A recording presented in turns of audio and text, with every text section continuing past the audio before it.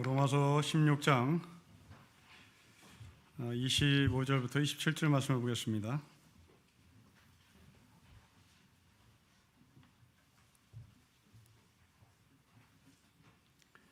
(16장) 25절부터 27절 교독하겠습니다. 나의 복음과 예수 그리스도를 전파함은 영세전부터 감추어졌다가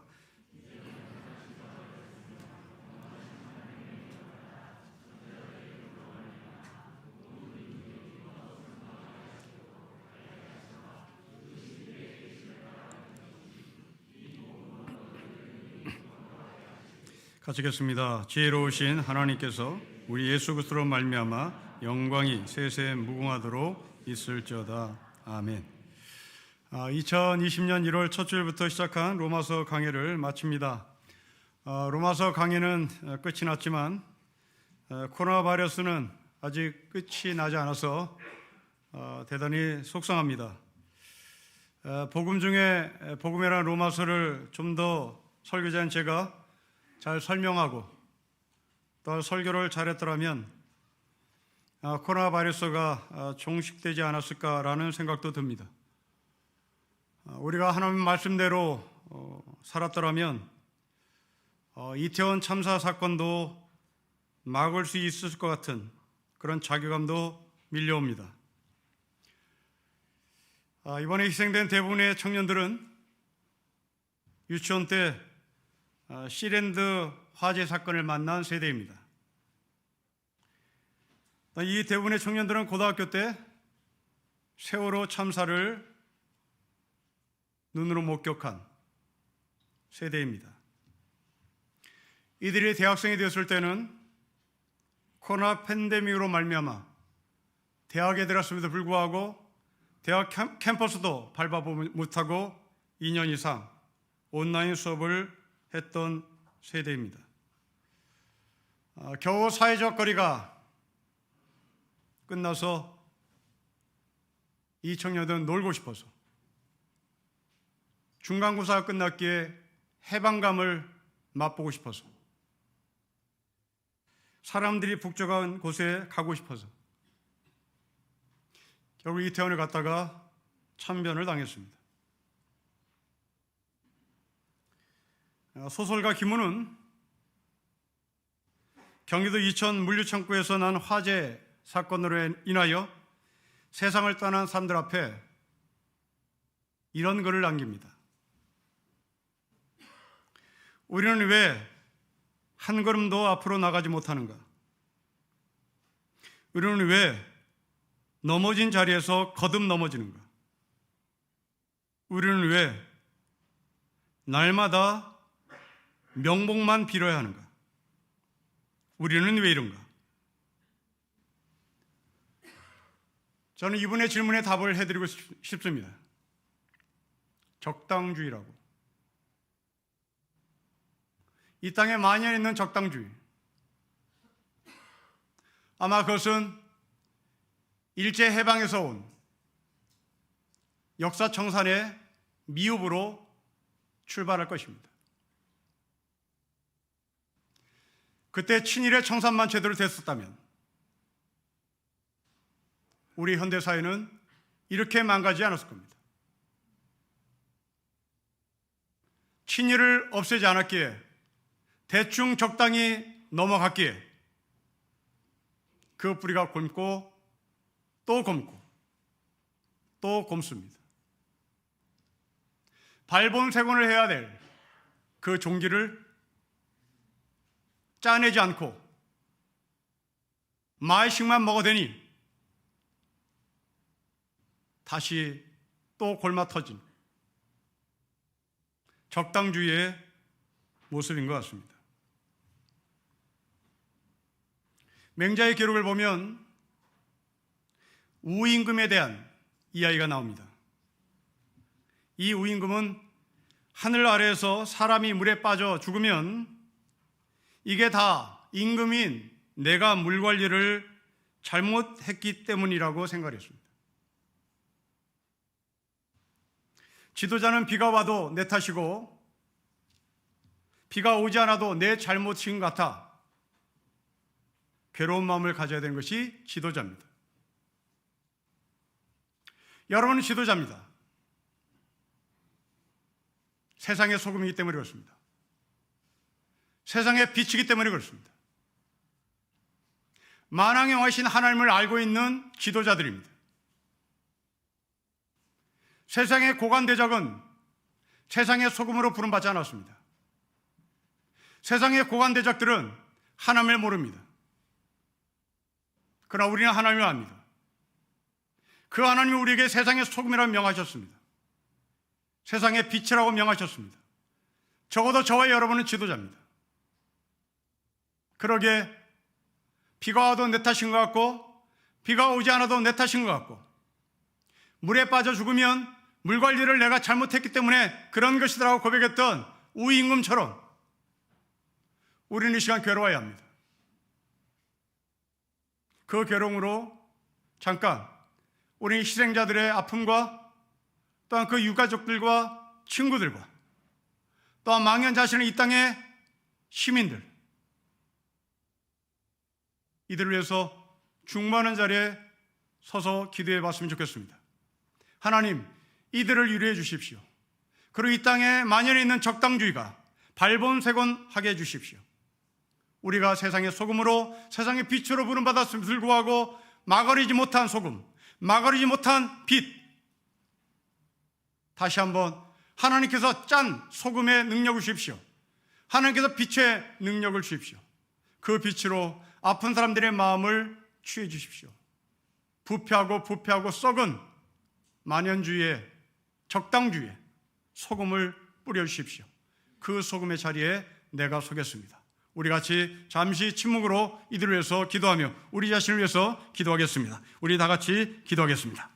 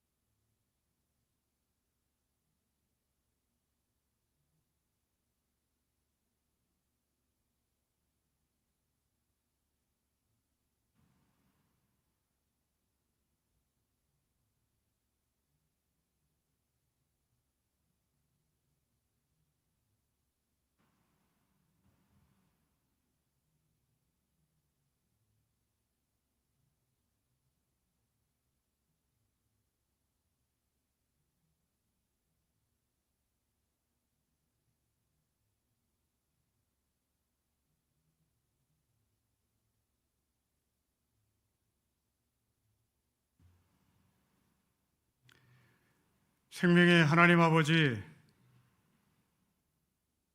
살아야 된다는 명령을 받고 이 땅에 생명으로 태어난 20대 멋진 청년들, 아름다운 청년들을, 그들의 생명을 이 사회가 빼앗았습니다. 살아야 된다고 명령받은 생명이 이 땅에서 살겠다고 발버둥 치는데 살아야겠다는 명령 앞에 순종해 공부도 하고 생명의 깊이와 넓이와 높이를 더해가고자 했던 이 청년들을 사회가 무참히 짓밟았습니다. 망연자실한 우리의 역사, 우리의 사회, 우리의 현실 앞에 빛으로 부름받은, 소금으로 부름받은 우리가 그 자리에서 중보자의 삶을 살게 하십시오. 우리의 이 기도가 망연자실한 사람들을 일으켜 세우는 기도가 되게 해주십시오. 그 이태원에 겹겹이 쌓인 국화꽃이 압사당한 아이들로 보여지게 해주시고, 그 겹겹이 쌓인 국화꽃이 해체되어야만, 그것이 분리되어야만 생명이 산다는 하늘의 메시지를 알게 해주시고, 얽히고 설킨 이 땅의 역사를 헤아리시고 헤아리는 지혜를 갖게 하시고 헤아리는 자리에 섰을 때 구별하고 분별하는 하늘의 삶을 살게 하여 주십시오. 눈물 흘리고 누구에게 책임을 물어야 될지도 모르는 유족들에게 아버지 하나님이 만져주시기를 간절히 소망하며 일으켜 세우시는 하늘의 역사를 보게 하시고 다시는 이 땅에 또 한 번의 비극이 오지 아니하도록 깨어있는 하늘의 소금으로 하늘의 빛으로 살게 하옵소서. 주 예수 그리스도의 이름으로 기도합니다. 아멘. 오늘 본문을 보겠습니다. 로마서를 마감합니다. 도대체 로마서는 어떻게 시작했는지가 궁금합니다. 그리고 로마서가 어떻게 마감했는지가 궁금합니다. 로마서 1장 1절을 보시며 로마서가 어떻게 시작됐는지를 보겠습니다. 로마서 1장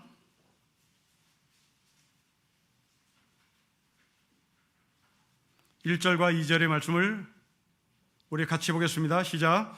예수 그리스도의 종 바울은 사도로 부르심을 받아 하나님의 복음을 위하여 택정함을 입었으니 이 복음은 하나님이 선지자를 통하여 그의 아들에 관하여 성경이 미리 약속하신 것입니다. 여러분 1절과 2절을 근거로 오늘 본문을 보겠습니다. 25절과 26절을 제가 읽겠습니다. 나의 복음과 예수 그리스도를 전파함은 영세 전부터 감춰졌다가 이제는 나타나신 바 되었으며 영원하신 하나님의 명을 따라 선지자들의 글로 말미암아 모든 민족이 믿어 순종하게 하시려고 알게 하신 바 그 신비의 계시를 따라 된 것이니 이 복음으로 너희를 능히 견고하실 하나님의 복음입니다. 1장 1절 2절 그리고 오늘 본문을 비교해 보십시오.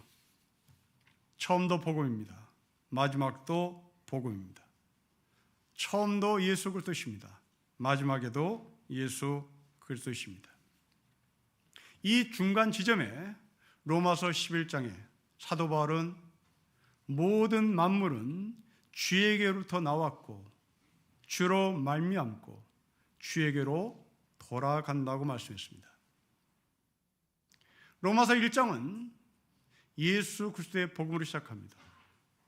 중간에는 주로 말미암았고를 삽입합니다. 그리고 마지막에 다시 복음으로 마감하고 예수 그리스도로 마감합니다. 계시록을 기록한 사도 요한은 이 하나님을 처음과 나중 되신 하나님이라고 표현합니다. 더 나아가 알파와 오메가의 하나님이라고 고백합니다. 처음과 나중, 알파와 오메가, 로마서 1장에서 16장, 그 사이에 11장, 이것은 1차적으로 시간입니다. 시간 안에 계시는 하나님이란 말입니다. 여러분의 인생 시간 안에 계시는 하나님입니다. 이 역사 가운데 계시는 하나님입니다. 선교단체인 CCC에서 발행한 사형이라는 전도책자가 있습니다. 첫머리에 하나님은 당신을 사랑하시고 하나님은 당신을 위해서 놀라운 계획을 갖고 계십니다 라는 문구를 만납니다. 저는 대학생 때 이 전도책자를 받은 적이 있습니다. 그리고 이 문구를 읽고 감격했습니다. 저에게 감동을 준 것은 하나님께서 당신을 사랑하십니다가 아니었습니다. 그 다음 구절이었습니다. 당신을 향한 놀라운 계획을 하나님이 갖고 계시다는 것이 저에게 큰 충격이었습니다. 그때 저는 제 계획이, 인생의 계획이 목사였습니다. 내 인생 계획은 목사였는데 그 계획은 내 인생이 아니라, 내 계획이 아니라 하나님께서 나를 향하신 놀라운 계획이 될 수 있다는 것을 그때 알았습니다. 내가 가진 인생 계획이 아니라 하나님께서 나를 향하신 놀라운 계획, 그것을 인하여 저는 목사가 되었습니다. 지금도 예수 그리스도 안에 있는 저는 목사의 삶을 살고 있습니다. 저는 언젠가는 예수 그리스도 안에서 그 목사의 삶을 끝날 것입니다. 그러나 목사의 삶은 끝나도 그때까지 제가 목숨이 붙어 있는 한 예수와 함께 그 붙어 있는 목숨의 시간을 보내야 할 것입니다. 오늘 항존직으로 임직하신 여러분들은 예수로 시작합니다. 그리고 은퇴하는 그날까지 예수와 함께 사역을 할 것입니다. 그리고 은퇴하는 그날 예수와 함께 은퇴를 하셔야 되는 겁니다. 처음과 나중 되시는 하나님, 알파 오메가 되시는 하나님, 그 사이에 주로 말미암아 만물이 하나님의 통치 안에 거한다는 것을 고백하는 겁니다. 저는 제 아내와 은퇴 이후에 삶에 대해서 서로 이야기를 나눈 적이 있습니다. 잉여 인생으로 끝나는 것을 비참하겠다. 이제 목사의 목회 삶이 끝났다고 해서 70세 이후에 나의 남은 삶을 시간 낭비하며 사는 잉여의 노인의 삶을 사는 것은 정말 비참한 것이고 이것은 파멸의 길이다. 우리 무엇하며 살까? 아내에게 제 아이디어를 말했습니다. 제 아내는 제가 말한 그 아이디어가 정말 좋다고 인정하고, 저는 은퇴 이후에 목회의 삶은 끝났으나 시간을 죽이는 잉여의 노인으로서 살지 않는 계획, 그 아이들을 하나 만들어 놨습니다. 성도 여러분, 여러분들이 직장에서 은퇴한 이후에 여러분들은 어떻게 보내고 계십니까? 뒷방 노인으로 사십니까? 잉여로 사십니까? 시간 죽이며 사십니까? 아니면 하나님과 동행하십니까? 하나님과 동행함이란 생명과 동행한다는 얘기입니다. 그 생명을 창출해내는 겁니다. 생명의 내용의 깊이와 넓이를 더해가는 겁니다. 레저비라는 소설이 있습니다. 부제가 아이들이 없는 세상에서 사는 모험이라는 제목을 달고 있습니다. 여러분, 이 소설의 배경은 플로리다와 그리고 애리조나 주의 아주 고급의 실버타운을 배경으로 만든 소설입니다.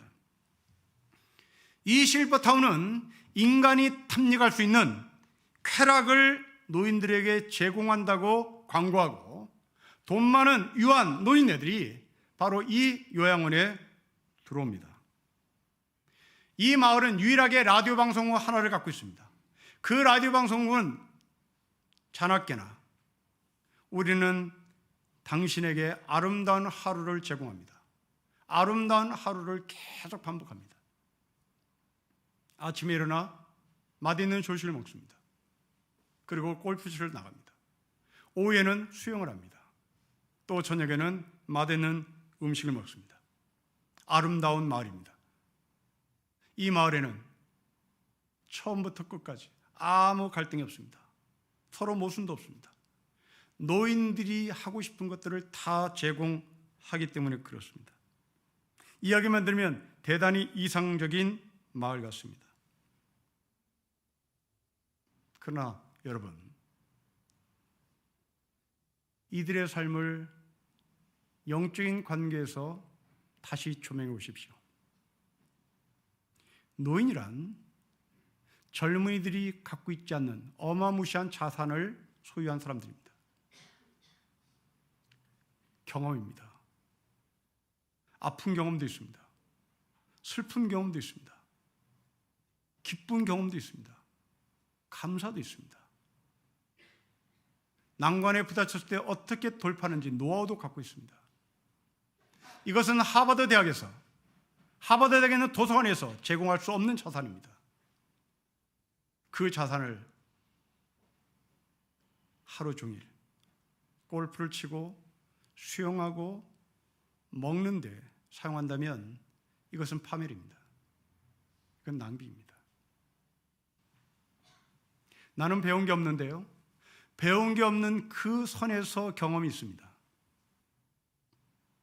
배운 것이 없는 그 선에서 좌절과 경험이 있습니다. 배운 사람은 배운 사람 안에서 기쁨과 감사가 있습니다. 젊은이들이 갖고 있지 못한 것입니다. 이것을 썩히거나 활용하지 않는다면 여러분들은 잉여 인생입니다. 잉여 인생은 사람으로 사는 게 아닙니다. 문자 그대로 잉여입니다. 있어도 좋고 없어도 좋은 겁니다. 아니, 더 심하게 얘기하면 제발 좀 꺼져주라입니다. 제발 좀 꺼져주세요. 아마 여러분 자녀들이 여러분을 향한 마음이 그럴지도 모르겠습니다. 우리 아버지가 집을 가지고 있는데, 우리 어머니가 건물 가지고 있는데 제발 좀 꺼져주세요. 이거 놓고 꺼져주세요. 이거 놓고 사라져주세요. 왜요? 왜 그런 푸대접을 받습니까? 여러분들이 잉여기 때문에 그런 거죠. 그 자녀들 앞에 여러분이 갖고 있는 지혜를 전달해 보십시오. 세상 끝날까지 하나님의 함께 하심을 전달해 보십시오. 알파 오메가 되신 하나님을 전달해 보십시오. 로마서 1장에서 16장까지 함께 하시는 예수 그리스도를 전달해 보십시오. 알파와 오메가 되신 하나님, 우리가 살고 있는 이 시간 가운데, 여러분의 삶 가운데, 여러분의 개인의 역사 가운데, 그리고 우리나라의 역사 가운데 이 하나님을 인정한다면 여러분들은 여러분의 과거를 인정하는 것입니다. 그리고 현재도 소중한 걸 인정하는 겁니다. 그리고 잉여 인생이 아니라 나의 숨을 거두는 그날까지, 아니 영원토록 내 인생이 얼마나 소중한지를 인정하는 것입니다. 예수 그리스도 안에 있는 자, 알파 오메가 되신 하나님 속에 있는 자, 그는 자신의 인생을 가볍게 처리하지 않습니다. 자신의 인생을 있어도 좋고 없어도 좋다고 평가하지 않습니다. 잉여 인생으로 사지 맙시다. 뒷방 노인네로 사지 맙시다. 꺼자라는 소리 그만 듣고 삽시다.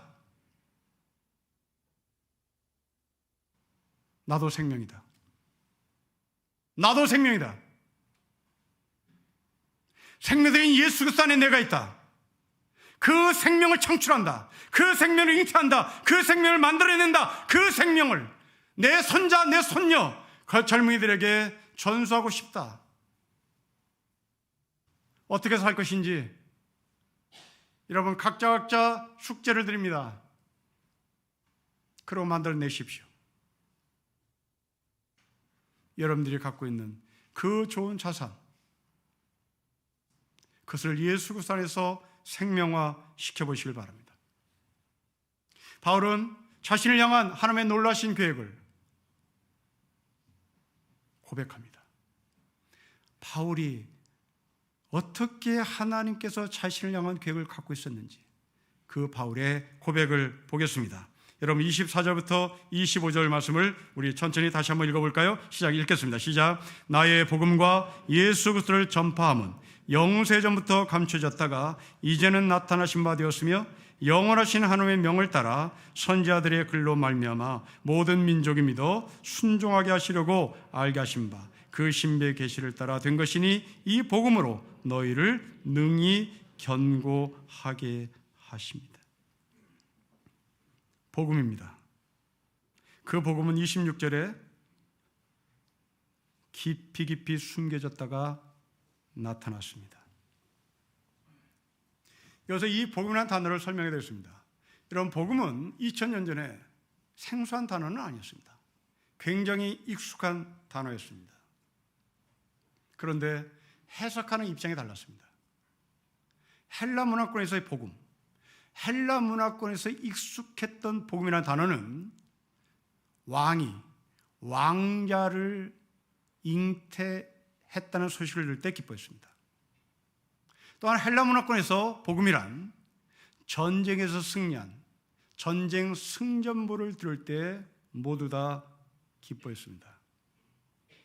반면에 유대인들은 복음을 하나님의 시각으로 해석했습니다. 유대인들이 생각했던 복음은 하나님께서 통치하시는 나라가 복음이라고 여겼습니다. 자, 이제 바울이 사용하는 복음, 바울은 무슨 의미로 복음을 사용했느냐가 문제입니다. 바울은 예수 그리스도를 만나기 전의 복음과 예수 그리스도를 만난 이후의 복음이 완전히 다릅니다. 예수 그리스도를 만나기 전에 바울의 복음은 1차적으로 헬라 문화권이 말하는 복음이었습니다. 헬라 문화권이 말하는 복음은 출세였습니다. 바울은 인생의 목표가 산헤드린 의회 의원이 되는 것입니다. 우리나라로 얘기하면 국회의원입니다.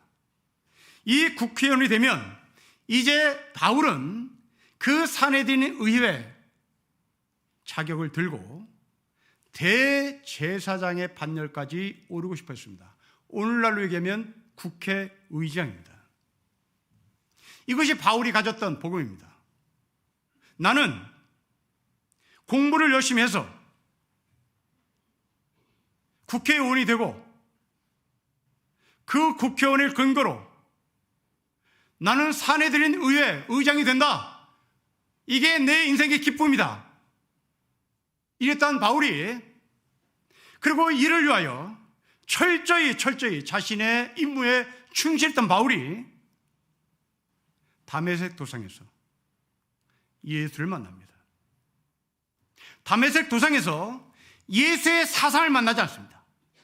다메섹 도상에서 철학을 만나지 않습니다.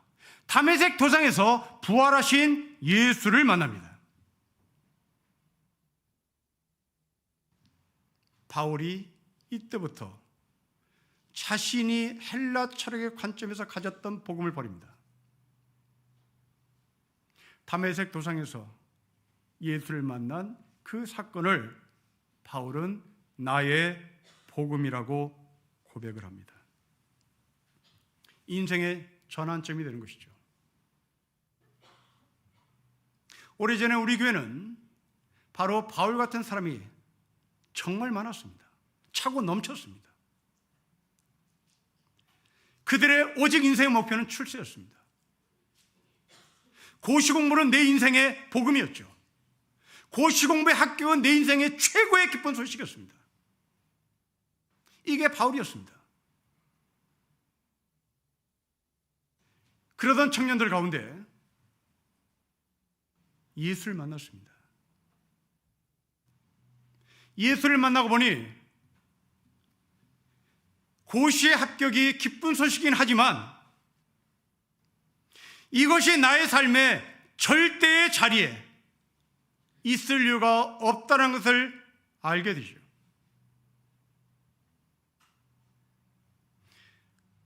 한 친구의 고백입니다. 같이 고시 공부하고 같이 고시 합격하고 같이 연수원에 들어가서 공부를 했던 친구들, 김현장도 들어가고 광장도 들어가고 태평양도 들어가고 강남으로 진출하고, 그 친구와 자기를 비교하며 저에게 한 말입니다. 목사님, 똑같아요. 아니, 내가 행복해요. 이유, 난리법석입니다. 김현장, 태평양, 광장, 그들의 삶은 난리법석, 말로 설명할 수 없는 추잡함, 사내 못 사네.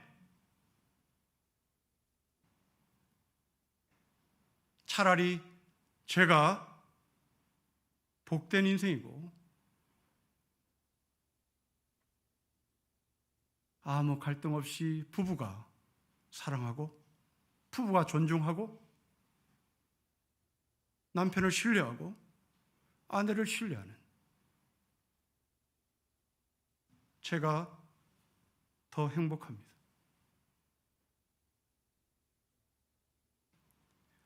이 이야기를 바울로 연결시켜 보십시오. 바울이 예수 그리스도를 만나지 않았더라면, 하나님께서 바울을 향하신 놀라운 계획을 갖고 있지 않았더라면 바울은 국회의장까지 갔을 수도 있겠습니다. 그것이 자신의 삶의 절대였다면 김현장에 들어간 변호사의 지지고 볶고 난리 법석 치는 그 모습을 바울도 살지 않았을까요?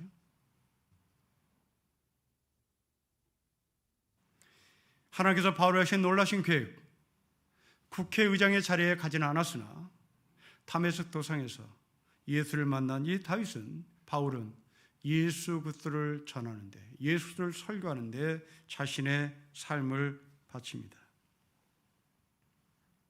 인생은, 하나님의 사람들은 항상 이 포인트가, 터닝 포인트가 존재합니다. 여러분 야곱을 보십시오. 야곱이 이스라엘로 자신의 인생의 바뀐 지점은 야복강이었습니다. 시몬이라는 사람이 베드로라는 이름으로 바뀐 지점은 바로 그물을 깁고 있었던, 바로 자신의 삶의 현장이었습니다. 자인의 이름에서, 여러분 개개인의 이름에서 성도라는 이름으로 바뀌는 그 터닝 포인트, 바로 그것이 복음이 시작되는 자리입니다. 그런데 그 복음은 놀랍게도 바울의 고백입니다. 태초 전부터 존재했다라고 기록합니다. 여러분 26절 말씀 보십시오. 25절과 26절에 감춰졌다가 이제는 나타나신 바 되었다고 기록합니다. 복음은 예수 그리스도십니다. 그런데 그 예수 그리스도가 나타나신 분이시나 그분은 이전에 존재했습니다. 여러분 복음은 새로운 것이 아닙니다. 복음은 예수님께서 시작하신 것이 아닙니다. 태초부터 존재했고 태초부터 시작했습니다. 그 태초부터 존재한 그 복음은 요한 사도의 말씀에 의하면 육신으로 오신 예수님이십니다. 그 예수님은 말씀으로 존재했죠. 사도행전에 나오는 바울의 사역 들어보십시오. 그리스도의 종이 된 다메섹 경험을 한 바울은 모든 것을 예수 그리스도로 귀결합니다. 여러분이 알다시피 바울은 어느 도시에 가든지 반드시 찾는 곳이 있었습니다. 그것은 회당입니다.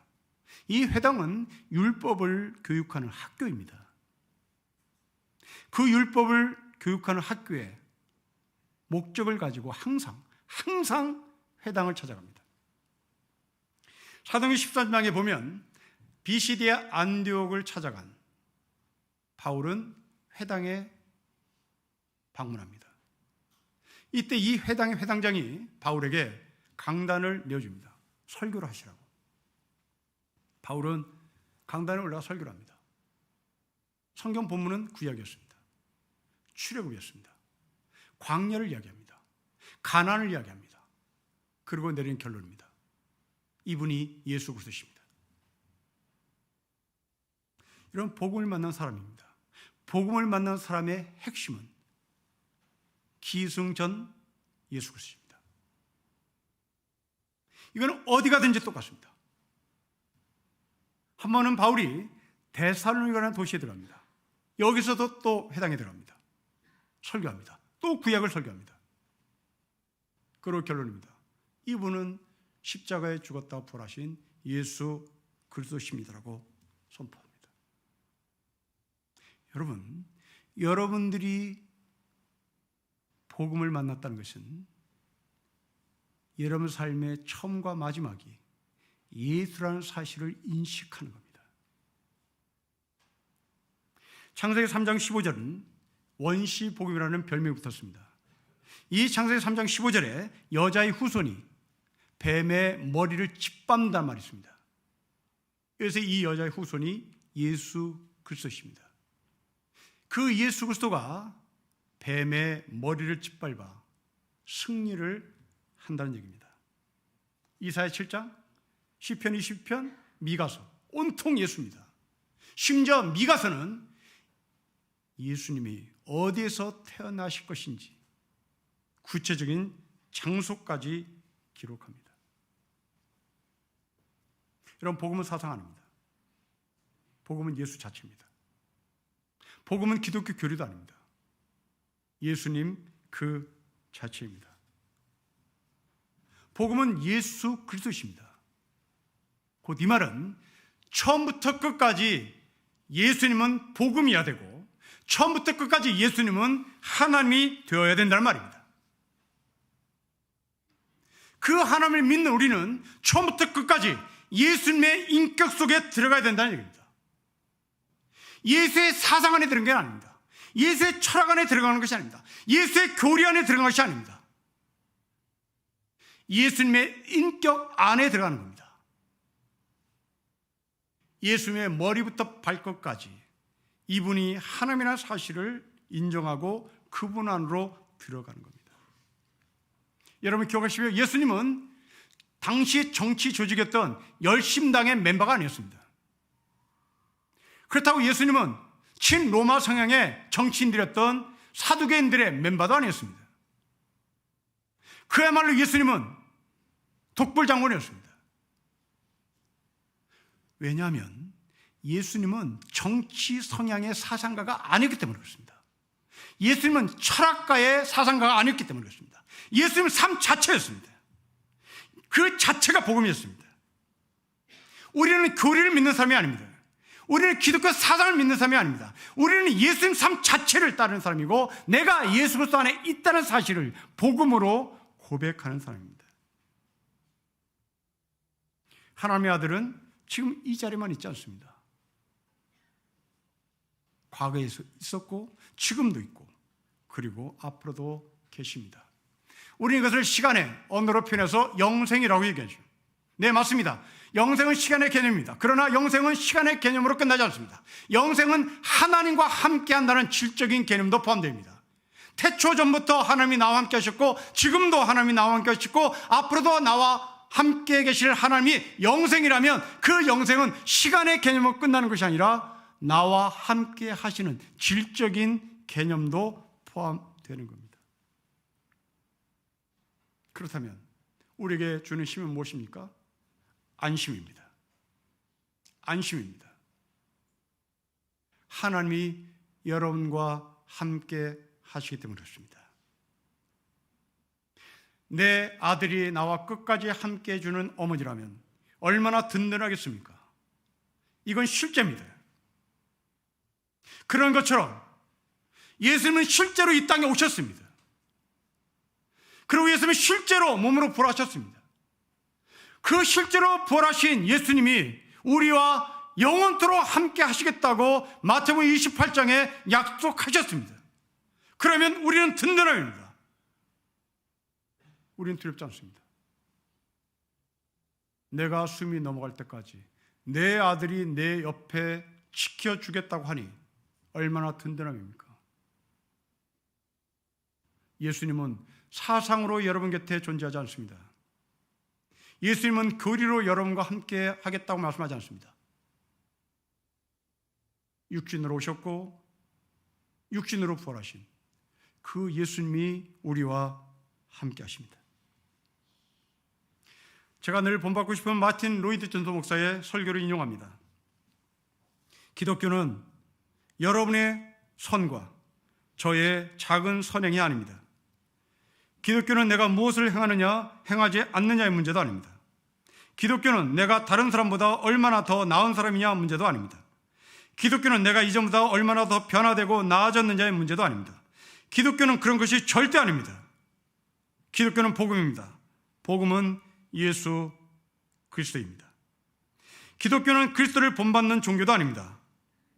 기독교는 복음입니다. 예수 그리스도 바로 그분입니다.